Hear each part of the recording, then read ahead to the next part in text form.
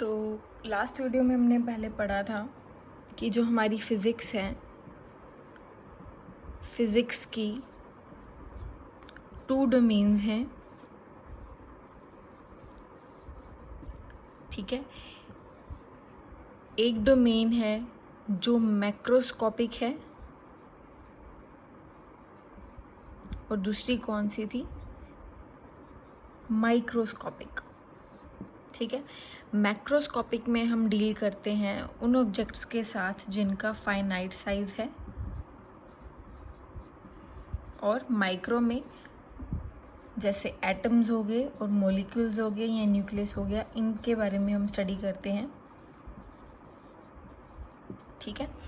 तो इसको हम बोलते हैं क्लासिकल फिज़िक्स। इसका क्या नाम है? Classical physics. और जो ये है मॉडर्न फिज़िक्स। तो आज के लेक्चर में हम पहले पढ़ेंगे कि क्लासिकल फिज़िक्स की फर्दर कौन कौन सी ब्रांचेस हैं, ठीक है। तो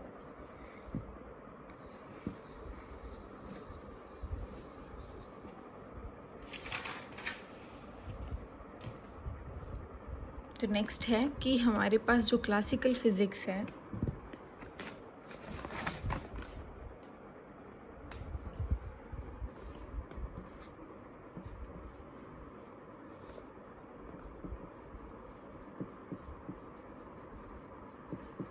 तो क्लासिकल फिज़िक्स में हमारे पास आता है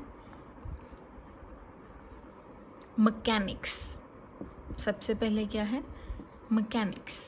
ये फर्दर ब्रांचेस हैं फिज़िक्स की भी। तो क्लासिकल फ़िज़िक्स में सबसे पहले है हमारे पास मैकेनिक्स। तो मैकेनिक्स में हम डील करते हैं किन चीज़ों के साथ? जैसे हमारे पास है साउंड वेव्स, ठीक है, और वाटर वेव्स, ठीक है, और propulsion of rocket, basically Newton's law, ठीक है, और डिफॉर्मेबल बॉडीज़। डिफॉर्मेबल का मतलब कि जिसकी शेप को हम चेंज कर सकते हैं, ठीक है। तो एक है हमारे पास रिजिड बॉडीज़। रिजिड बॉडी मतलब जिसकी शेप को हम चेंज नहीं कर सकते। तो जो मैकेनिक्स है उसमें हम इन चीज़ों के बारे में पढ़ते हैं। जैसे हम साउंड वेव्स के बारे में स्टडी करते हैं 9th क्लास, ठीक है। वाटर वेव्स के बारे में, और प्रोपल्जन ऑफ रॉकेट्स है जो हम न्यूटन्स लॉ में पढ़ते हैं, ठीक है। न्यूटन का जो 3rd लॉ है, ठीक है, एक्शन रिएक्शन। तो डिफॉर्मेबल मतलब जब हम फोर्स वगैरह अप्लाई करते हैं उसकी वजह से कोई शेप चेंज हो, साइज़ चेंज हो, डायरेक्शन चेंज हो किसी चीज़ की, तो रिजिड बॉडी वो बॉडीज़ हैं जिनकी शेप हम चेंज नहीं कर सकते, ठीक है। तो ये है सारा मैकेनिक्स की ब्रांचेस में फर्दर हम क्या स्टडी करते हैं। उसके बाद जो नेक्स्ट है क्लासिकल फिज़िक्स की ब्रांच वो है थर्मोडायनेमिक्स,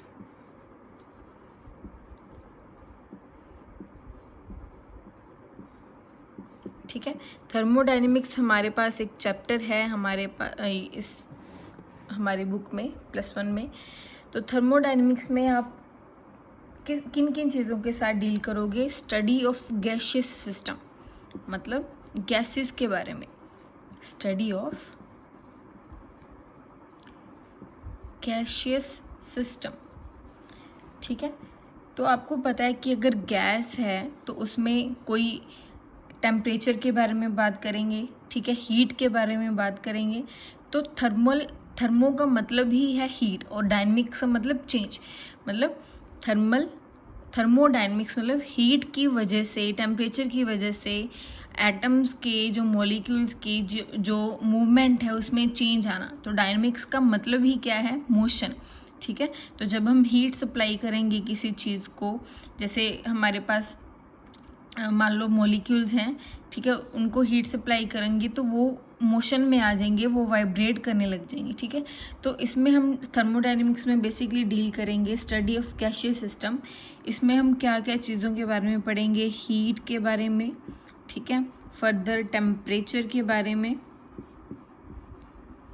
इंटरनल एनर्जी के बारे में, ठीक है, और हीट इंजन, ये टॉपिक्स हैं हमारे पास थर्मोडायनेमिक्स चैप्टर में। हीट इंजन के बारे में पढ़ेंगे, ठीक है, और एक हमारे पास रेफ्रिजरेटर है, इम्पॉर्टेंट टॉपिक्स हैं ये इस चैप्टर के, इसके बारे में पढ़ेंगे, ठीक है। तो ये थर्मोडायनेमिक्स में फर्दर ये ब्रांचेस हैं जिसके बारे में हम पढ़ेंगे। उसके बाद है, पहले तो मैकेनिक्स हो गया, मैकेनिक्स में हम इन चीज़ों के बारे में डील करते हैं, और थर्मोडायनेमिक्स में ये है हमारे पास, ठीक है। इसके बाद जो क्लासिकल फिज़िक्स की जो ब्रांच है वो है हमारे पास इलेक्ट्रोडायनेमिक्स, ठीक है। उसके बाद क्या है, इलेक्ट्रोडायनेमिक्स।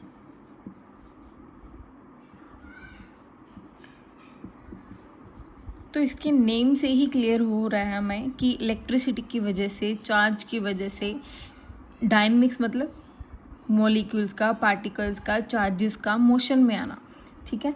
तो इसमें हम बेसिकली हम पढ़ेंगे इलेक्ट्रिक एंड मैग्नेटिक फिनोमिना के बारे में,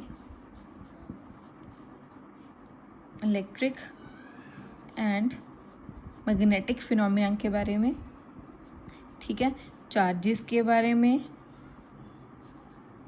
मैग्नेट्स के बारे में, और जो कूलम्स लॉ है उसके बारे में। बेसिकली कूलम्स लॉ आप +2 में स्टडी करोगे, ठीक है।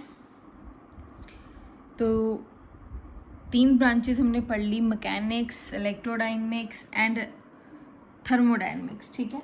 इसके बाद है इसकी जो लास्ट ब्रांच है वो है ऑप्टिक्स, ठीक है। वो कौन सी ब्रांच है, ऑप्टिक्स।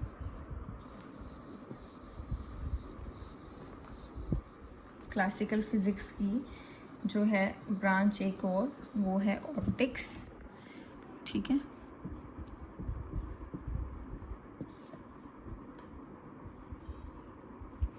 तो बेसिकली ऑप्टिक्स है जो वो डील करेगी फिनोमिना ऑफ लाइट के साथ, ठीक है। ऑप्टिक्स में बेसिकली आप पढ़ते हो माइक्रोस्कोप क्या है, ठीक है, टेलीस्कोप एक्सेट्रा, इन चीज़ों के बारे में, ठीक है। तो ये हमने 4 ब्रांचेस इसकी पढ़ी। इसके बाद ये थी क्लासिकल फिज़िक्स की फर्दर ब्रांचेस। तो जो हमारे पास हमने सेकंड ब्रांच पढ़ी थी वो क्या थी, मॉडर्न फिज़िक्स। तो मॉडर्न फिज़िक्स है जो वो बेसिकली डील करती है जो हम बोलते हैं कि वेरी स्मॉल साइज़ के जो ऑब्जेक्ट्स हैं उनकी स्टडी के लिए। तो बेसिकली इनके लिए हम डील करते हैं माइक्रोस्कोपिक, है ना। तो माइक्रोस्कोपिक को क्या इसके लिए एक थ्योरी डेवलप करेगी जिसको बोलते हैं क्वांटम थ्योरी। क्या बोलते हैं, क्वांटम थ्योरी। तो क्वांटम थ्योरी है जो वो बेसिकली डील करती है माइक्रोस्कोपिक के साथ, ठीक है। तो नेक्स्ट है जो टॉपिक,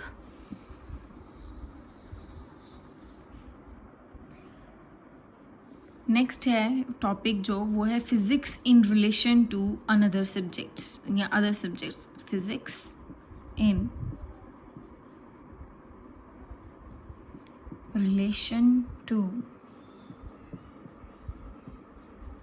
अदर सब्जेक्ट्स,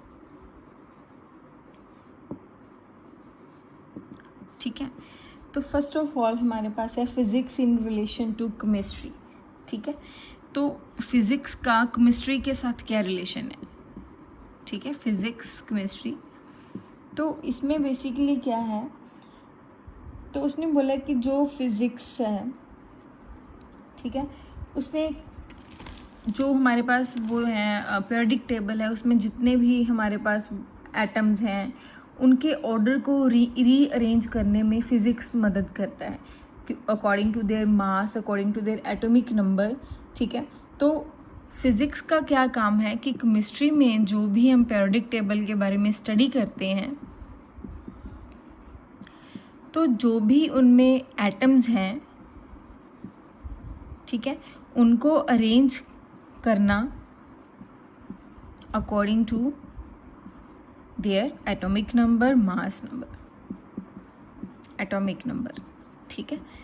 तो फिज़िक्स की मदद से हमने क्या किया, केमिस्ट्री में जो पीरियोडिक टेबल में जो हमारे पास एटम्स हैं उनको रीअरेंज करा।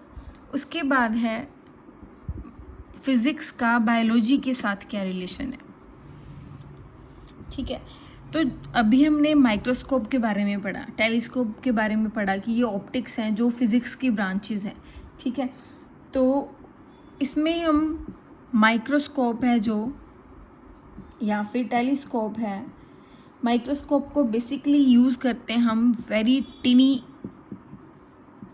पार्टिकल्स को या इंसेक्ट्स वगैरह को देखने के लिए। तो माइक्रोस्कोप डेवलप किसने करा, फिज़िक्स ने। ये यूज़ कहाँ हो रहा है, बायो में। तो फिज़िक्स का बायो के साथ रिलेशन हो गया। ठीक है, तो एक हमारे पास है इलेक्ट्रॉन माइक्रोस्कोप। ठीक है, तो जो इलेक्ट्रॉन माइक्रोस्कोप है, इलेक्ट्रॉन माइक्रोस्कोप को हम यूज़ करते हैं बेसिकली स्ट्रक्चर देखने के लिए। किसका स्ट्रक्चर, ऑफ बायोलॉजिकल सेल्स के स्ट्रक्चर को देखने के लिए हम इलेक्ट्रॉन माइक्रोस्कोप को यूज़ करते हैं बेसिकली, जो इलेक्ट्रॉन माइक्रोस्कोप फिज़िक्स ने लॉन्च किया। ठीक है, तो उसके बाद हम डील करेंगे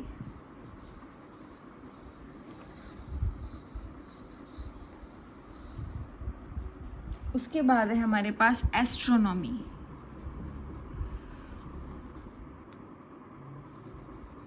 तो आपको पता है astronomical objects means heavenly bodies हैं, जो हमारे सन हैं, स्टार्स हैं।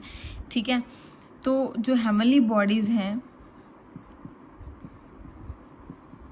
उनको देखने के लिए बेसिकली हम क्या यूज़ करते हैं, टेलीस्कोप। टेलीस्कोप क्या चीज़ है,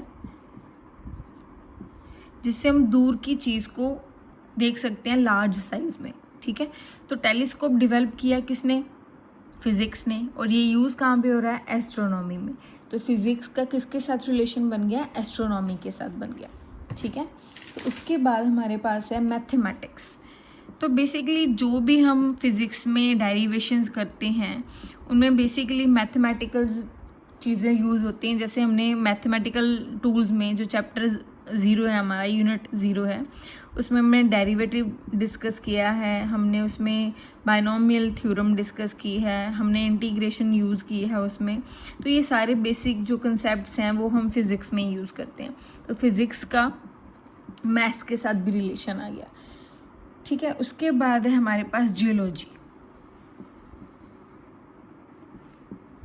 तो जियोलॉजी है जो, इसमें क्या है कि रेडियो एक्टिविटी है जो, या रेडियो एक्टिव का जो कंसेप्ट है, ये फर्दर क्लासेस में आप पढ़ोगे। रेडियो एक्टिविटी है जो, ये कंसेप्ट है फिज़िक्स का, या बोल सकते हो साइंस का।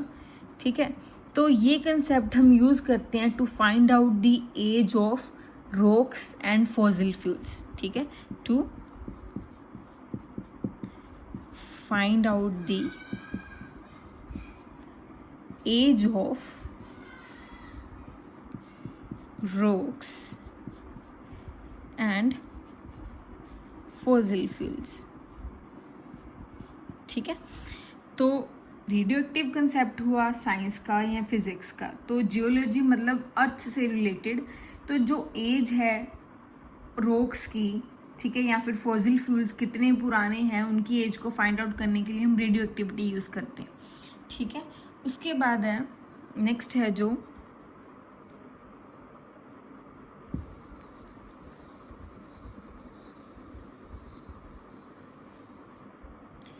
नेक्स्ट है सिस्मोलॉजी। नेक्स्ट है सिस्मोलॉजी। तो इसमें क्या है, अर्थ क्रस्ट की मूवमेंट को, अर्थ क्रस्ट है जो, अर्थ का जो क्रस्ट है उसकी जो एक लेयर है उसकी मूवमेंट की स्टडी करके या टाइप्स ऑफ वेव्स की स्टडी करके हम क्या फाइंड आउट कर सकते हैं, एस्टिमेट लगा सकते हैं कि अर्थक्वेक आ सकता है या नहीं। ठीक है, तो अर्थ क्रस्ट किसका टॉपिक है, फिज़िक्स का टॉपिक है, उसकी मूवमेंट, उसकी जो वेव्स की फॉर्म है, ये सारा हम स्टडी करते हैं फिज़िक्स में। तो उसको स्टडी करने के बाद हम सिस्मोलॉजी मतलब ये जान सकते हैं कि अर्थक्वेक आने की कितनी प्रोबेबिलिटी है या नहीं है, ठीक है। तो उसके बाद हमारे पास लास्ट है जो इसका, वो है meteorology. Meteorology basically deals with the forecasting of weather, forecasting of weather, ठीक है। तो ये हमें वेदर के बारे में कैसे पता चलता है कि जब हमारे इन्वायरमेंट में, हमारे एटमॉस्फेयर में प्रेशर में चेंज आए, ठीक है, या फिर टेम्परेचर में चेंज आए, तो उसको एस्टिमेट लगा के हम ये देख सकते हैं कि आने वाला जो कल है, ठीक है, उसमें मौसम है जो कैसा रहेगा, बारिश आएगी या नहीं आएगी, या धूप आएगी, ठीक है। तो प्रेशर और टेम्परेचर के चेंजेस जो एटमॉस्फेयर में होते हैं उसको स्टडी करने के बाद हम वेदर को फोरकास्ट कर सकते हैं, ठीक है, मतलब एस्टिमेट लगा सकते हैं कि वेदर कल, आने वाले कल में वेदर कैसा होगा, ठीक है। तो ये थी कुछ चीज़ें जिनका रिलेशन था फिज़िक्स के साथ, ठीक है। अब हम ये देखेंगे कि फ़िज़िक्स का सोसाइटी के साथ क्या रिलेशन है, सोसाइटी से कैसे रिलेटेड है। तो जनरल सी बात है, साइंस है जो सारी हमारे इन्वायरमेंट से, हमारे एटमॉस्फेयर से, ठीक है, या फिर हमारी सोसाइटी से रिलेटेड है।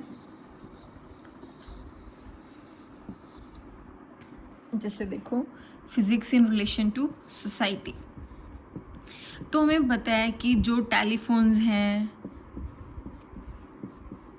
ठीक है, टेलीफोन्स हो गए, टेलीग्राफ हो गए, ठीक है, ये बेसिकली हम यूज़ करते हैं मैसेजेस वगैरह ट्रांसमिट करने के लिए, ठीक है, ट्रांसमिट मैसेजेस।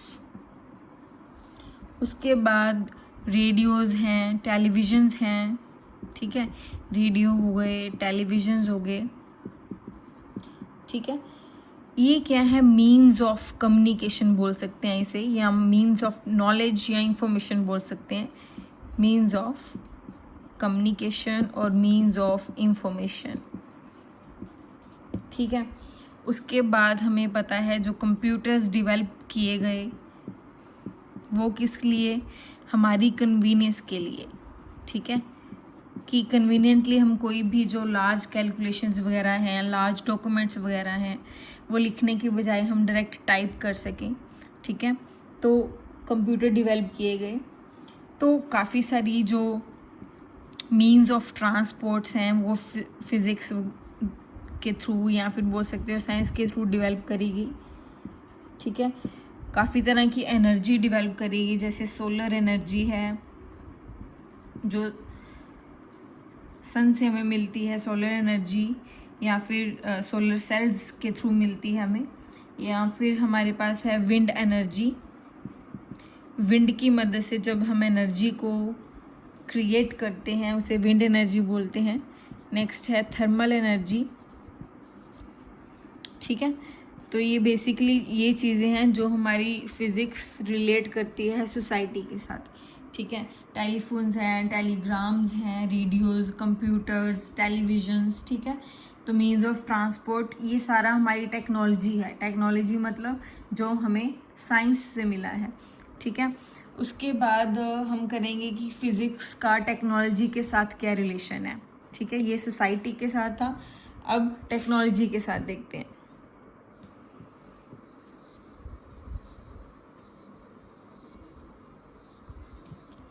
तो फिज़िक्स का टेक्नोलॉजी के साथ रिलेशन देखो, बेसिकली वो चीज़ मैं आपको बताऊंगी जो आपने पहले पढ़ रखी है, बाकी इसमें काफ़ी सारे पॉइंट्स गिवन है, वो आप देख सकते हो। तो पहले हमने सोनार का जो कंसेप्ट है वो पढ़ रखा है इन 9th क्लास, ठीक है। तो सोनार बेसिकली किस पे बेस्ड है, अल्ट्रासोनिक, अल्ट्रासोनिक जो वेव्स हैं उन पे बेस्ड है वो, उन पे उस बेस पे काम करता है, ठीक है। उसके बाद आपने पढ़ा होगा 10th में इलेक्ट्रिक जनरेटर जो है अकॉर्डिंगली वर्क करता है, अकॉर्डिंगली फैराडेज लॉज ऑफ जो हैं इलेक्ट्रोमैग्नेटिज्म वगैरह, ठीक है। तो ये कुछ एग्जांपल्स हैं जो हमने पढ़ी हुई हैं, बाकी काफ़ी सारी और भी हैं वो बुक में गिवन है। तो उसके बाद है जो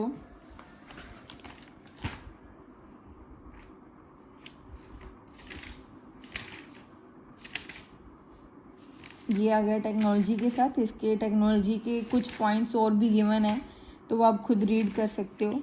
उसके बाद है कि some great physics and their contribution, तो आप बुक से देख सकते हो। एज इट इज़ वो याद करने वाली चीज़ नहीं है, ठीक है, सिर्फ देखने के लिए। तो इसके बाद हमारे पास है फंडामेंटल फोर्सेस ऑफ नेचर, तो ये हम नेक्स्ट वीडियो में करेंगे। तो यहाँ तक आप नोट्स प्रिपेयर करना, ठीक है।